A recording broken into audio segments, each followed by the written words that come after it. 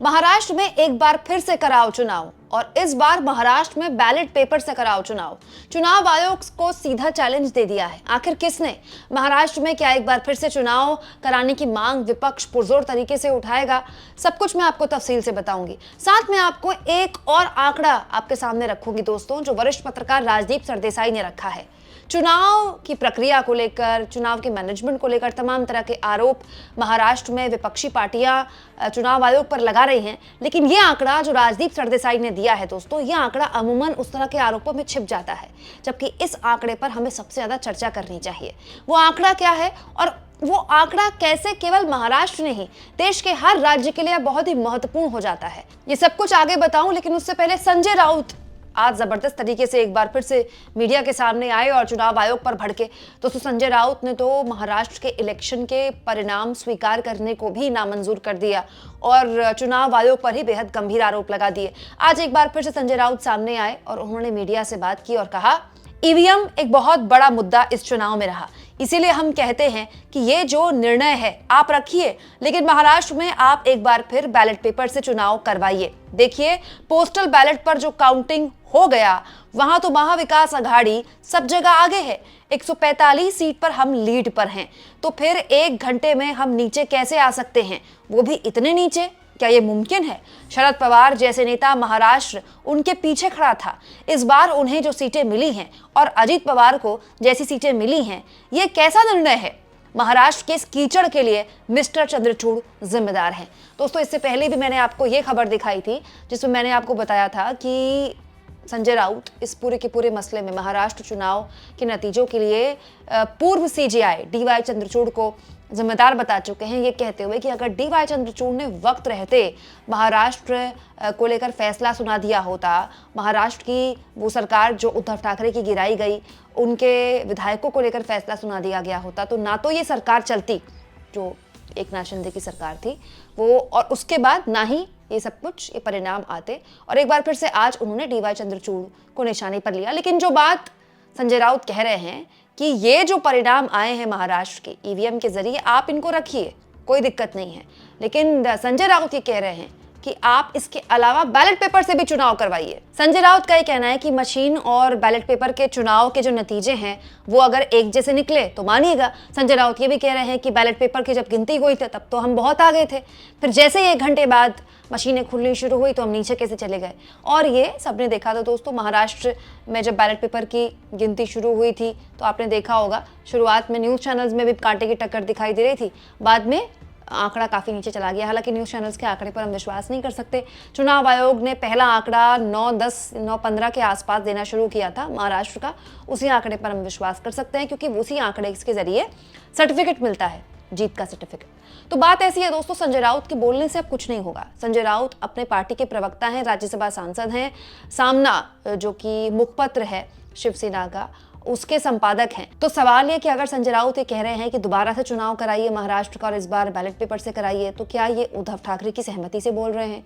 क्या इसको लेकर इंडिया गठबंधन के दलों के बीच बातचीत हुई है? दोस्तों, उद्धव ठाकरे इस परिणाम के बाद से अब तक बाहर नहीं आए।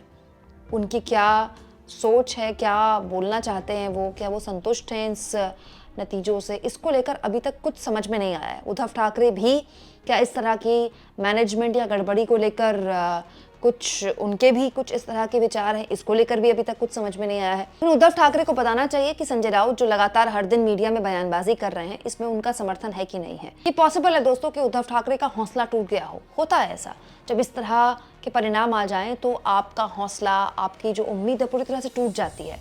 आप सोचिए दोस्तों, शरद पवार पर क्या बीत रही होगी इस उम्र में, उम्र के इस पड़ाव में उन्होंने अपनी पार्टी शुरू की, लोकसभा चुनाव में इतना शानदार प्रदर्शन किया और 6 महीने के अंदर उनकी पार्टी की ये स्थिति हो गई कि अब सर्वाइवल का संकट खड़ा हो गया है, उनके सामने भी, उनके नेताओं के सामने भी, और सबसे इंपॉर्टेंट उनकी बेटी सुप्रिया सुले के सामने भी। बहुत सी चीजें हैं जो शरद पवार और उद्धव ठाकरे को अभी फेस करनी है दोस्तों। उद्धव ठाकरे के सामने अब लोग ये भी सवाल उठा रहे हैं कि कांग्रेस और शरद पवार के साथ जाना क्या उद्धव ठाकरे की वैचारिक गलती थी जिसका परिणाम उन्होंने भुगता?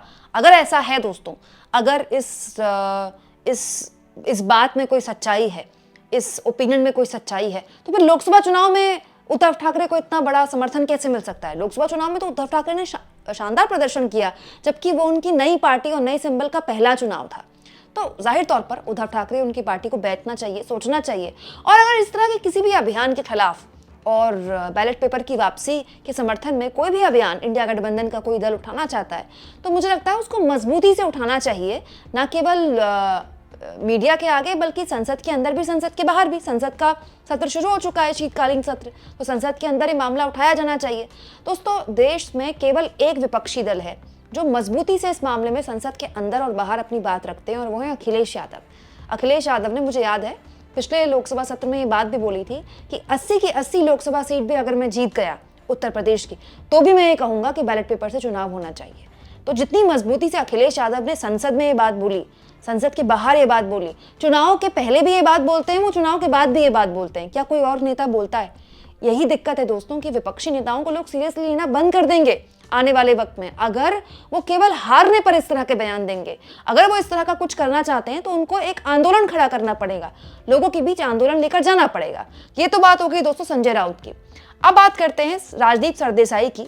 दोस्तों, वरिष्ठ पत्रकार राजदीप सरदेसाई ने एक अलग बात रखी है और मैं चाहती हूँ कि इस प्रोस्पेक्ट पर ज्यादा बात होनी चाहिए। उन्होंने कहा है, आश्चर्य यह है कि क्या हम कभी जान पाएंगे कि महाराष्ट्र चुनाव में कुल कितना पैसा, जो कि ज्यादातर नगद में था, खर्च किया गया। अभियान के दौरान 858 करोड़ रुपए जब्त हुए। जरा कल्पना करें कि वास्तव में कितना खर्च किया गया था। 2 करोड़ से भी अधिक तो महिलाओं को 7,500 रुपए के रूप में ट्रांसफर किया गया। मतदाताओं को पैसे और अन्य गिफ्ट्स की पेशकश की वास्तविक कहानियां निसंदेह महाराष्ट्र के इतिहास में सबसे महंगा राज्य चुनाव है। चुनाव आयोग या कोई और इसको लेकर चिंतित है। समान अवसर और वास्तव में स्वतंत्र और निष्पक्ष चुनाव में धन शक्ति सबसे बड़ी बाधा बनी हुई है।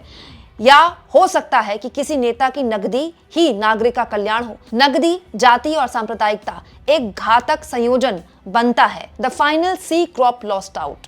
तो ये राजदीप सरदेसाई का अपना एक आकलन है। और दोस्तों, राजदीप सरदेसाई जो बात बोल रहे हैं, मैं शुरुआत से बात बोल रही हूँ, 858 करोड़ कैश जब्त हुए हैं महाराष्ट्र में। मतलब ये तो जब्त हुआ है। जो जब्त होता है दोस्तों, असल में वो एक्चुअली जो होता है आंकड़ा, उसका 1% भी नहीं होता। तो आप सोचिए कि जितना जब्त हो रहा है तो खर्च कितना हुआ होगा। किस लेवल पर महाराष्ट्र में कैश फ्लो चुनाव के दौरान पानी की तरह बहाया गया। कहाँ से आया ये पैसा, किसने खर्च किया ये पैसा, और अब किससे वसूला जाएगा ये पैसा। कोई भी ऐसे ही तो पैसा नहीं खर्च करता ना चुनाव में। उसको पता होता है कि इससे 4 गुना ज़्यादा वो वसूल कर लेगा तो खर्च करता है।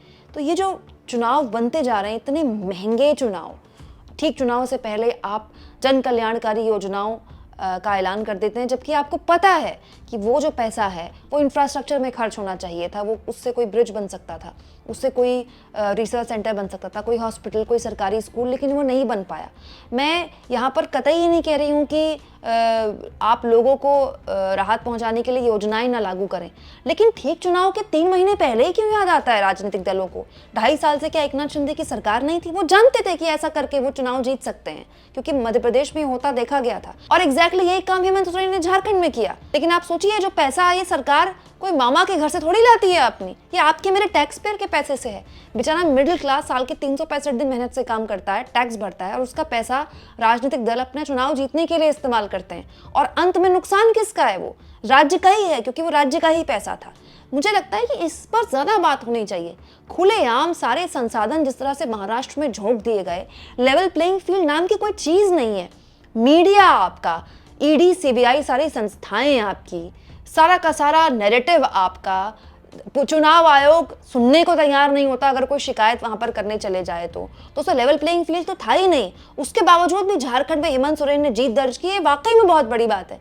इसीलिए मैं लगातार कह रही हूँ, महाराष्ट्र की जीत बहुत बड़ी जीत है। बीजेपी की जीत पर चर्चा होनी चाहिए, लेकिन उतनी ही बड़ी जीत दोस्तों झारखंड में हेमंत सोरेन की थी। सोचिए ना, वो तो जेल जाकर आए हैं चुनाव से पहले। क्या वहां पैसा नहीं खर्च किया गया? क्या वहां नैरेटिव सेट नहीं किया गया? लेकिन फिर भी वो जीते। उनकी जीत पर भी इस तरह की चर्चा होनी चाहिए, लेकिन नहीं हो रही है। मीडिया में तो झारखंड का जिक्र भी तक कोई नहीं कर रहा है। क्या वो राज्य नहीं है इस देश का? सोचिए, चुनाव के बाद तक लेवल प्लेइंग फील्ड नहीं है मीडिया में।